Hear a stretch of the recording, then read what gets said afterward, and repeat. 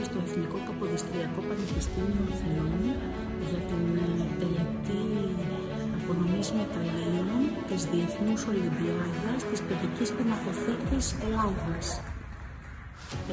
Σήμερα είμαστε πολύ χαρούμενοι γιατί βραβεύεται ένα έργο του Sirius Kids 5 2022, ένα ομαδικό έργο της Ελπίδας ΓΑΒ και του Πολυχώρου, ένα έργο στο οποίο συμμετείχαν 10 παιδιά από τη Σύρο και η χαρά μας είναι, όπως καταλαβαίνετε, πάρα πολύ μεγάλη. Έχω έρθει εδώ με την Ελπίδα να πάρουμε το βραβείο μας.